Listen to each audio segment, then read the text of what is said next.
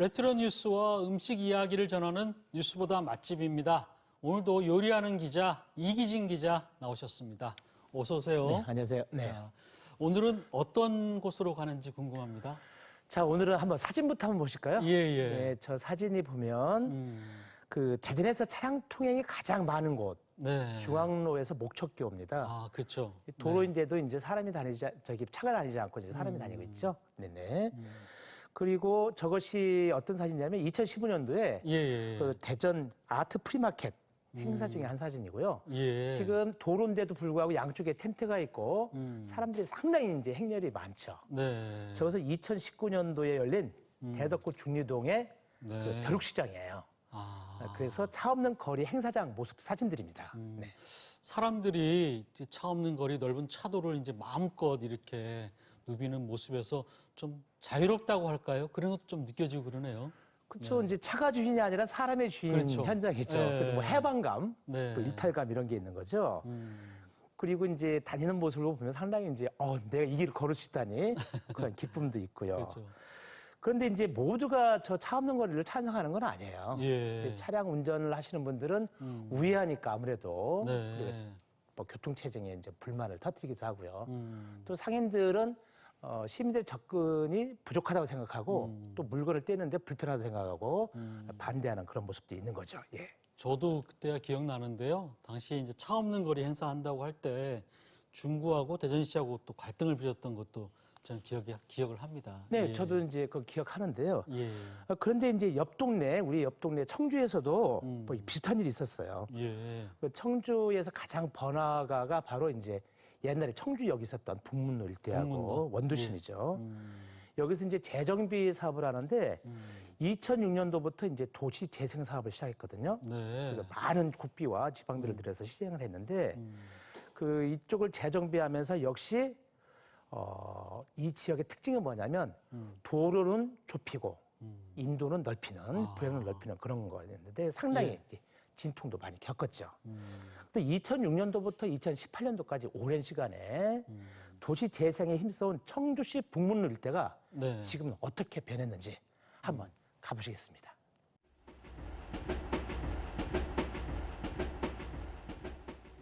이야, 옛날에 무궁화가 이랬지. 무궁화 열차, 완행 열차. 지금은 이제 완행 열차죠. 하천 좀 봐. 너무 진하지 않은 향기를 담고 진한 갈색 탁자에 다소곳이 나를 건네기도 어색하게 기차양 잘했네. 그 1921년도에 이제 조천에서부터 제천까지 충북선이 처음 생겼을 때 가장 먼저 이 청주역이 생겼다고 그래요.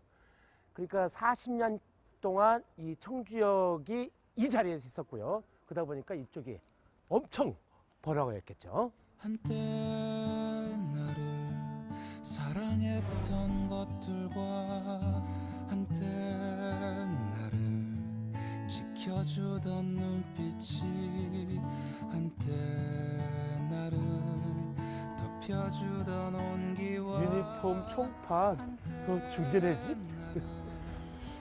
여기는 그래도 북문로일 때, 여기는 그래도 옛날 모습이 남아있네.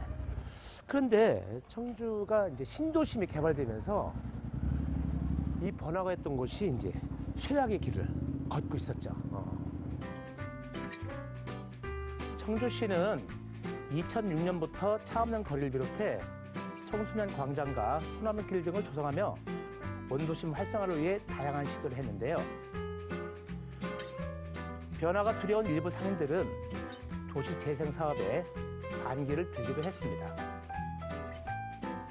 하지만 상생을 위해 모두가 마음을 하나로 모았고 북문로 일대는 이렇게 바뀌었습니다.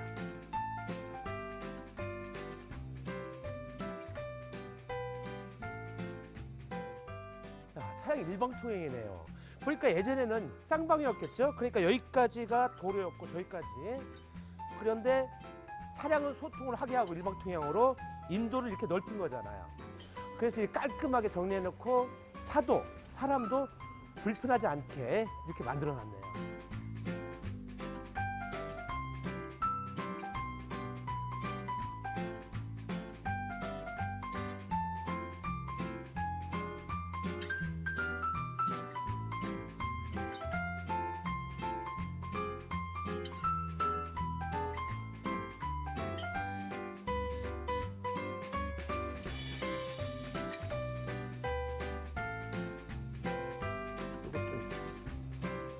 또 이거는 저기 안에 디스크쇼.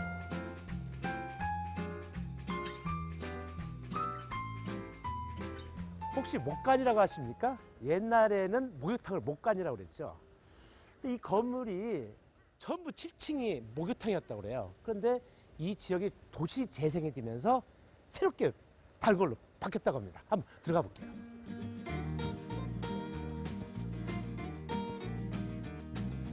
Baby, you know you're just a little touch me like you do. 이야, 야, 이렇게 변하는구나. 진짜 목욕탕이네. 예? 이야, 옛날 들어 딱 하면 시원했는데. 이야, 이거 뭐야 이거? 이거.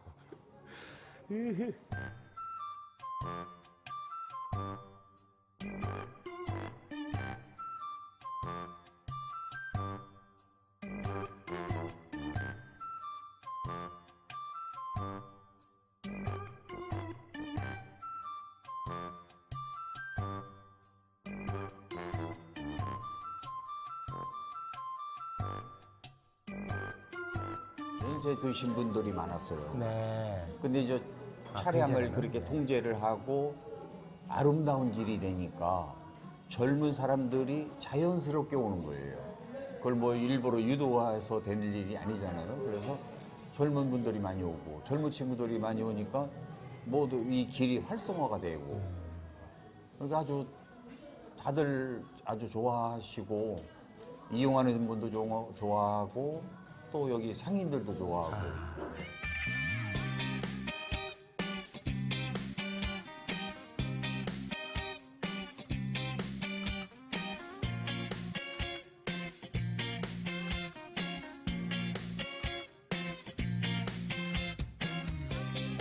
어이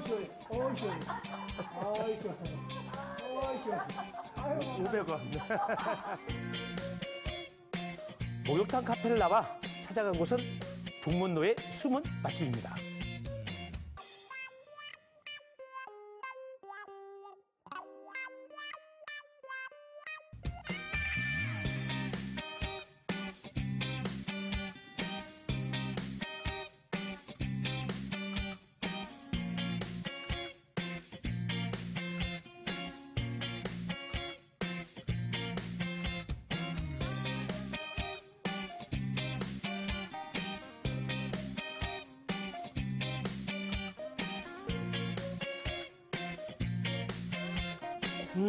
꼬막 나왔습니다. 아, 나왔네.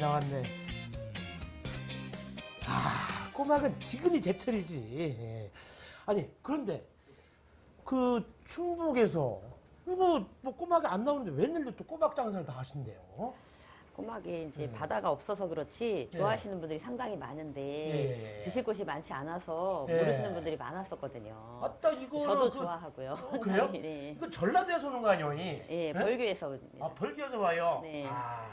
근데 저도 꼬막 요리를 가끔 하는데 네. 그게 사실 손질이 쉽지 않거든요. 그렇죠. 이제 뻘이 좀 있고 해서 네. 세척을 좀 잘 하셔야 되는 과정이 필요한데 그것만 잘 하시면 또 맛있게 네. 드실 수 있어요.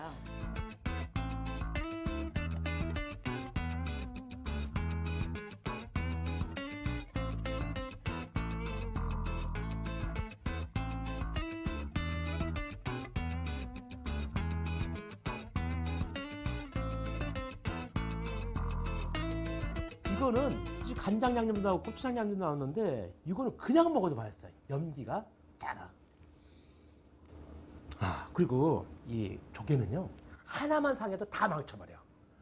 근데 자신 있게 내는 거 보니까 아마 진짜 신선한 꼬막만 가지고 온 것 같아요. 이거 손으로 먹어야 돼. 오! 육즙? 아니, 폐즙이네, 폐즙. 폐즙이 꽉 찼네. 아, 이 향. 꼬막만이 갖고 있는 독특한 향. 이건 새꼬막이고, 참꼬막이 있고, 그 다음에 피꼬막 있죠? 피죽이라고 하는 거. 근데 이게 딱 먹기가 좋지. 어우, 잘 삶으셨네. 지글거리지도 않고. 이게 갯벌에 살거든요. 그래서 먹어보면 지글지글 거리는 게 있어. 근데, 하나도 안 지거든요. 아.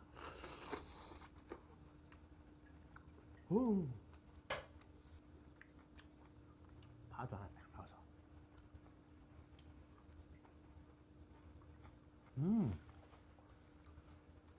이거는 젊은 사람들 좋아하겠다. 매콤해.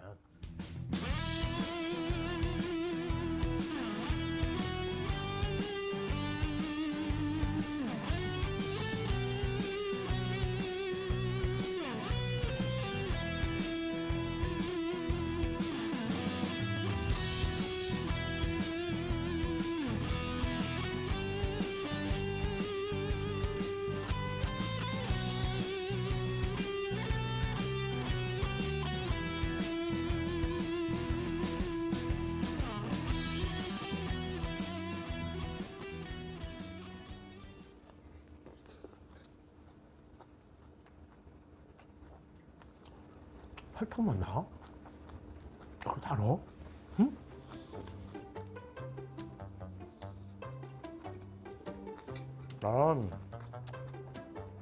쪽파가 생쪽파고 고춧가루 넣으니까 아삭아삭 씹히는 맛도 참 매력적이네.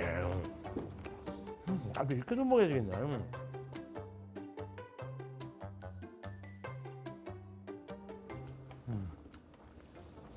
밥하고 꼬막에 맛하고 잘 어울려서 씹으면 씹을수록 나이스, 어시스트.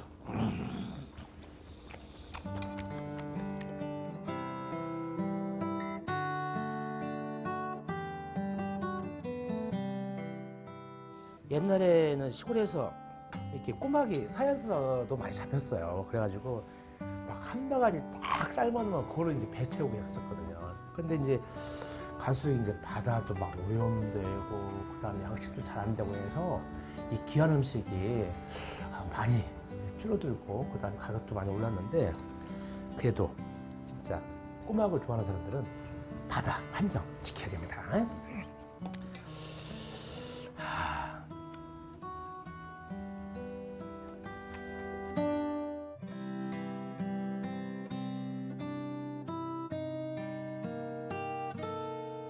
사람들의 발걸음을 귀하게 여기고 지나온 역사를 소중히 간직하며 오가는 이들을 따뜻하게 품어주는 그곳은 청주 북문로입니다.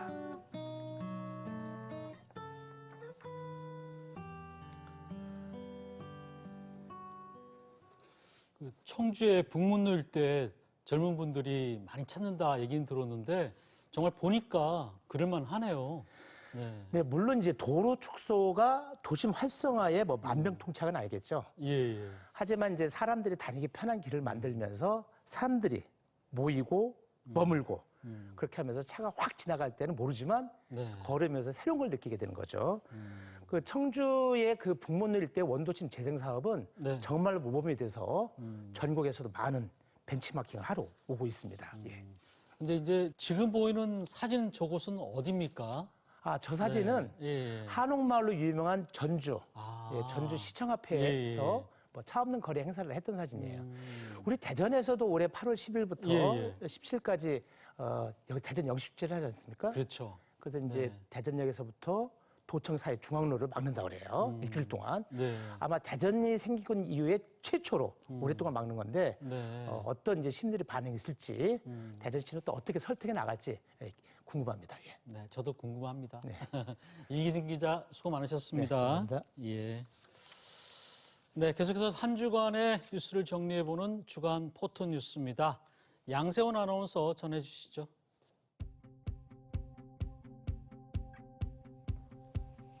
사진을 통해 한 주간의 뉴스를 정리해보고 누리꾼들의 다양한 반응을 알아보는 주간 포토뉴스입니다.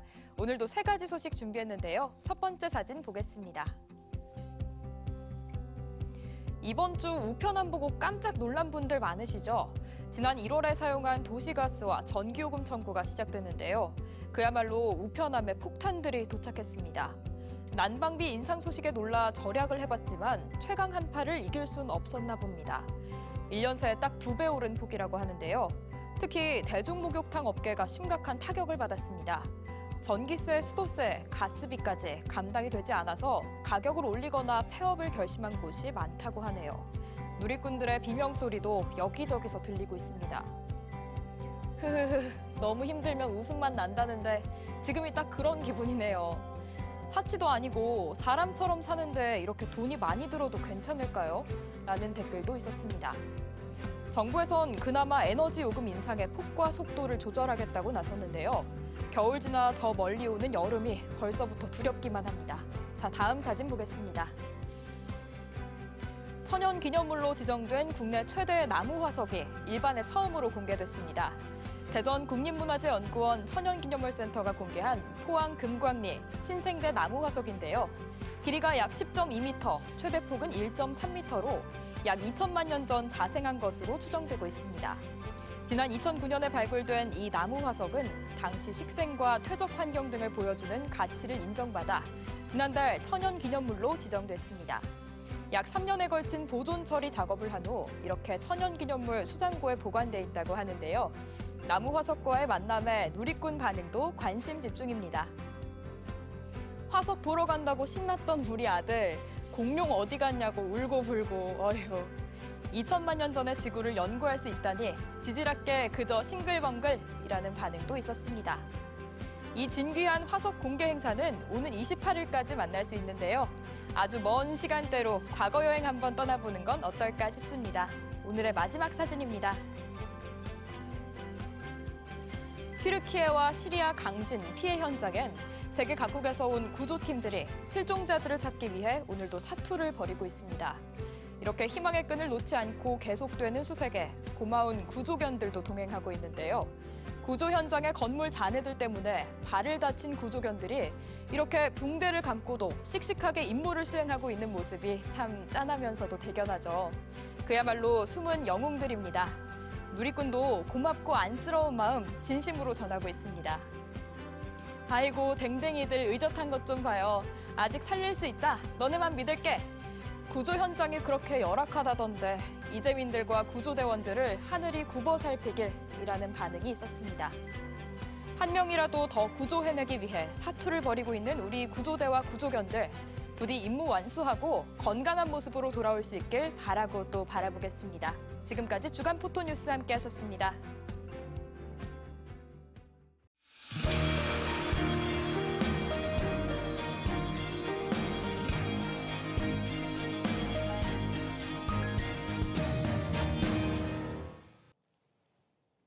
더불어민주당은 이재명 대표에 대한 구속영장이 청구되면서 격앙된 분위기입니다. 대장동 50억 클럽과 김건희 여사 주가 조작 의혹에 대한 쌍끌이 특검의 필요성까지 피력하고 있는데요. 그런가 하면 국민의힘은 3.8 전당대회 본선 레이스에 박차를 가하고 있습니다. 오늘 이 부분 함께 짚어보겠습니다. 먼저 함께해 주신 분들 소개해드리겠습니다. 네, 정치평론가시죠. 최창렬 용인대학교 특임교수 나와주셨습니다. 안녕하세요. 네. 네. 이희성 단국대학교 정책경영대학원 교수 함께해 주셨습니다. 어서 오세요. 예, 안녕하세요. 네. 자, 먼저 민주당 얘기부터 해보겠습니다. 이재명 대표 구속영장이 청구됐습니다. 검찰에선 4,895억 원의 배임 혐의 등을 포함해서 이해충돌방지법 등을 적시를 했는데요. 민주당 입장에서는 검찰의 영장 정치 쇼다 이렇게 얘기하고 있습니다. 제1야당 대표의 구속영장 청구 또한 헌정사상 최초인데요. 이 부분부터 먼저 짚어보겠습니다. 최 교수님, 예. 어떻게 보셨습니까? 구속영장 청구 지금 이제 대해서. 그동안 얘기됐던 거는 그 이재명 그 당시 성남시장이죠. 지금 이재명 대표가 지금 계속 제기되고 있는 여러 가지 의혹들, 혐의들, 대장동 관련이라든지 위례 신도시라든지 예. 이런 것들에 대해서 아직 몸통이다라는 얘기는 나오지 않았던 거죠. 사실 근데 이번에 이제 검찰이 영장을 청구했다는 얘기는 배임, 뇌물, 네. 이해충돌방지법 지금 말씀하신 그리고 부패방지법까지 이러한 여러 가지 혐의의 가장 그 윗선에는 이재명 대표가 있다라는 것을 사실 적시한 거잖아요. 청구했다, 예. 영장을 청구했으니까.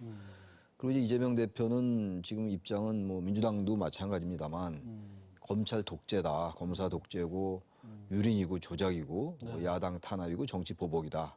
이제 어젠가 오늘 또 사법 사냥이다라는 말까지 나오기 시작했습니다. 그러니까 이제 동원할 수 있는 요원은 다 동원되는 것 같아요. 그렇죠. 그러니까 이제 곧 뭐 본회의가 열려서 체포동의안이 이제 처리가 되겠죠. 지금으로 봐서는 아마 민주당 내에서도 비명계 의원들의 뭐 다른 목소리가 좀 있다 하더라도 민주당은 기본적으로는 지금 검찰의 수사가 과도하다. 그리고 이번에 영장 청구한 내용을 보니까 그동안 얘기됐던 것들 보도되고 그런 내용들보다 새로운 게 없다. 새로운 그 근거나 물적 증거가 희박하다. 따라서 이건 영장을 청구한 건 검찰이 지금 망실주의한 거다라는 그 분위기가 좀 있는 것 같습니다. 그 일치된 분위기로 이제 지금 갈 것 같다는 생각이 들어요. 간다는 거죠. 근데 모르겠습니다. 이따 말씀 나누겠습니다만 이원석 검찰총장은 다 있다. 오늘 그 얘기 했어요. 물적 증거 다 있다.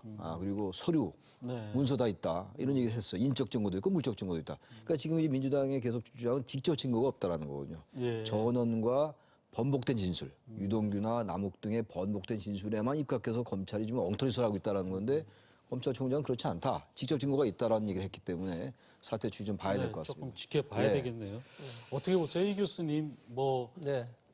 이재명 대표는 말씀하신 대로 네. 이 참 특별하게 나온 증거 없이 뭐 정말 진술에만 의존하고 있다 이렇게 얘기하고 있고 검찰에서는 이 사안 자체가 예. 야당 대표에 대한 수사가 아니라 성남시장 재직 시절의 부패 혐의에 대한 수사다 뭐 이렇게 또 얘기를 하고 있는데 검찰이 뭐 이재명 대표 수사를 시작하고 이렇게 현재 진행되는 과정에서 뭐 영장 청구 안 할 거면 이제 여기까지 올 이유가 없죠. 네. 당연히 뭐 검찰로서는 영장 청구해서 구속을 하겠다. 근데 이제 구속이라는 부분이 그럴 만한 사유가 되느냐라는 것 지금 뭐 교수님도 말씀하셨지만 도주의 우려라든가 증거 인멸에 대한 부분인데 네. 뭐 내가 어디 도망가느냐 이거죠. 지금 당 대표고 그리고 또 증거 인멸에 대한 부분인데 이제까지 뚜렷한 증거를 내놓지도 않았는데 어떤 증거를 내가 인멸한다는 얘기냐 네.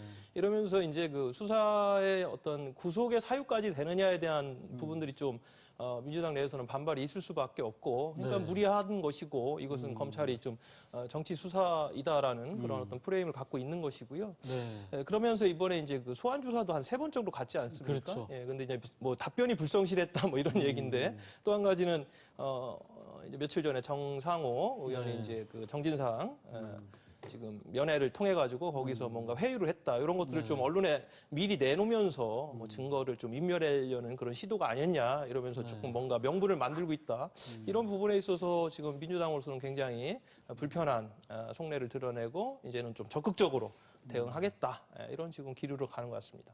민주당에서는 보니까 뭐 규탄 대회도 열고 예, 예. 굉장히 어떻게 보면 좀 하나의 목소리를 좀 내고 있는 것 같긴 한데 중요한 거는 이제 체포 동의안이 어떻게 될 것이냐, 처리가 될 것이냐이지 않겠습니까?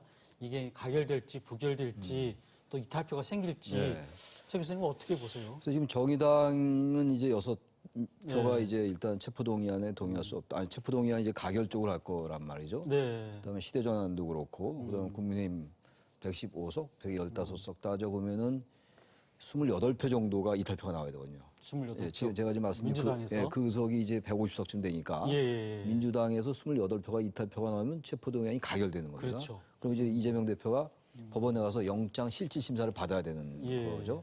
근데 체포동의안이 부결되면 이제 심사 자체가 안 되니까 뭐 구속이 안 되는 거죠, 당연히. 그렇죠. 그런 상황인데 그래서 아까도 말씀드렸습니다만 이번에는 부결될 가능성이 좀 크다고 봐요. 28표씩이나 이탈표가 나올까 이제 그런 생각이 들긴 듭니다.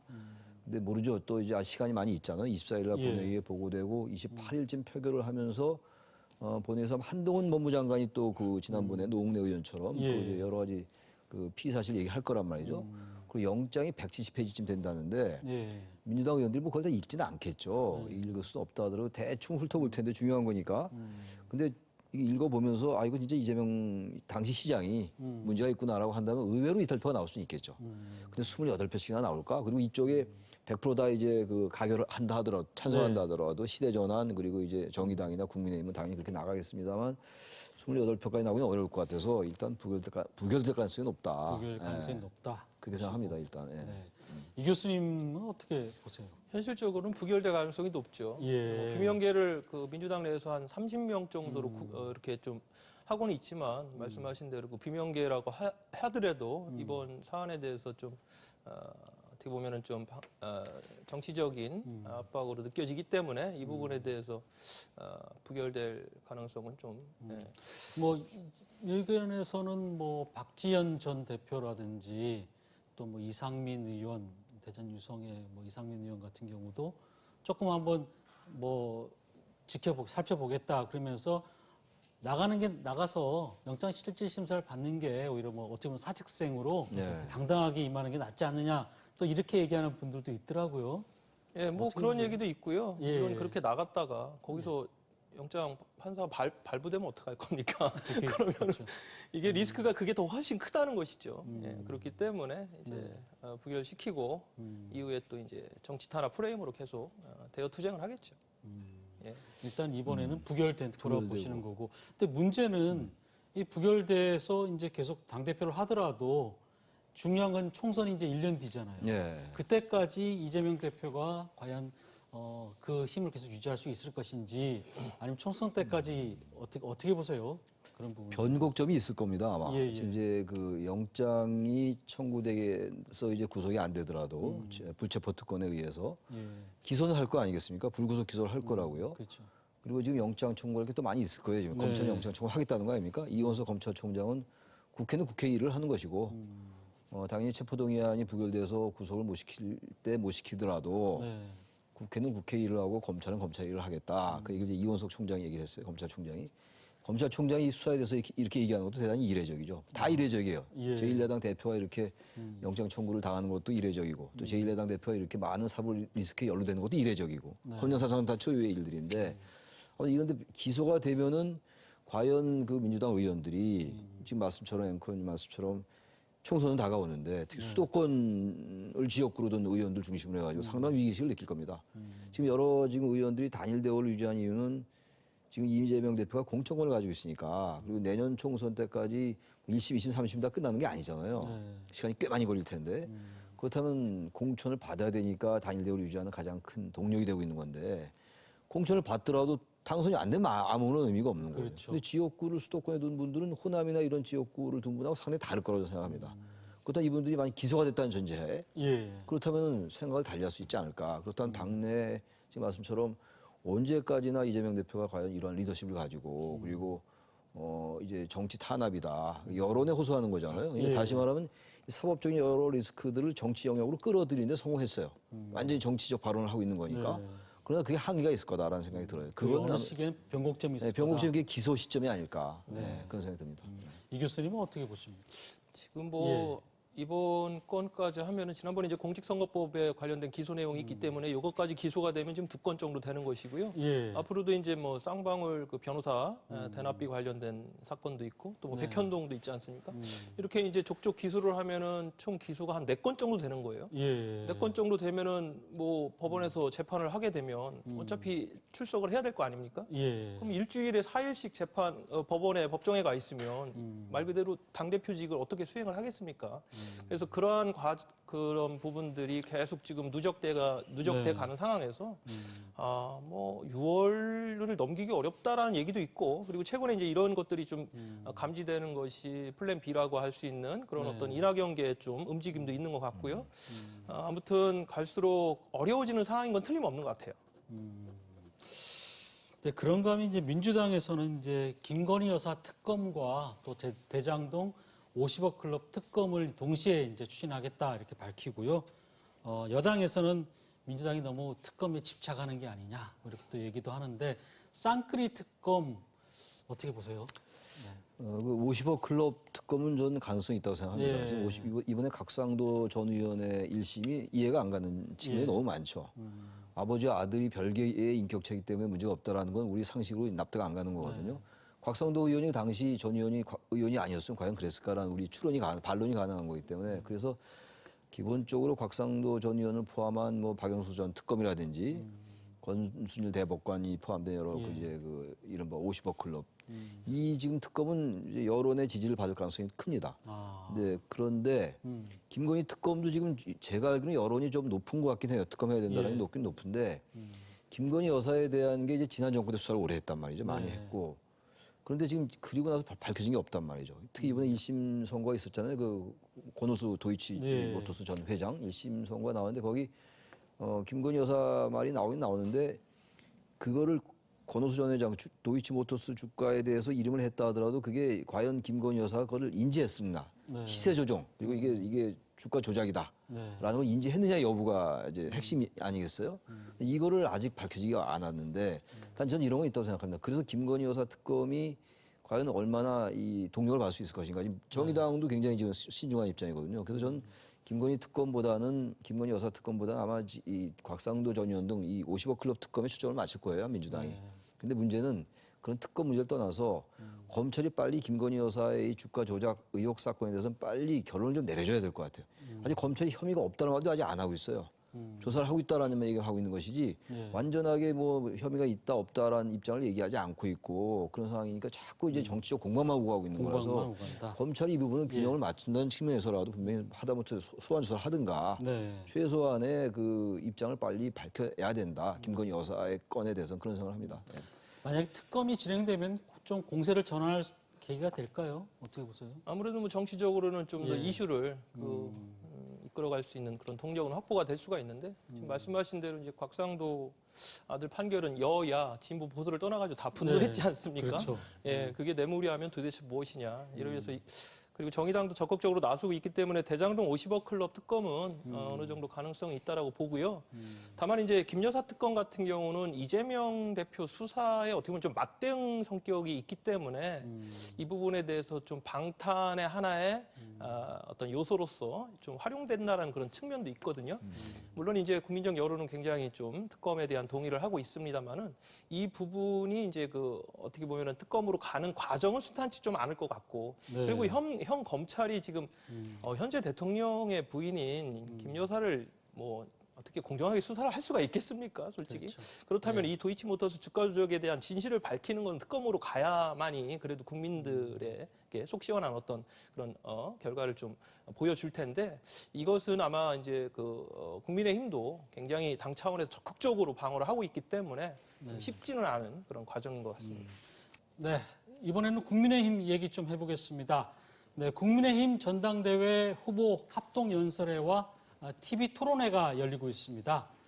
대표 후보자 4명의 각기 다른 색깔이 분명히 좀 드러나고 있다는 이런 평가도 있는데요.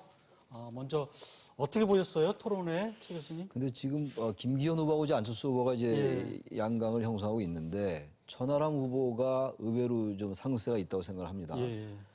천하람 후보가 이제 늦게 경선에 뛰어들었음에도 불구하고 김기현 안철수 후보하고는 분명히 다른 이제 그 각을 세우고 있잖아요. 비윤 그룹의 확실한 후보가 되고 있는데 안철수 후보가 뭔가 지금 정체성이 흐려지는 것 같다는 느낌이 좀 듭니다.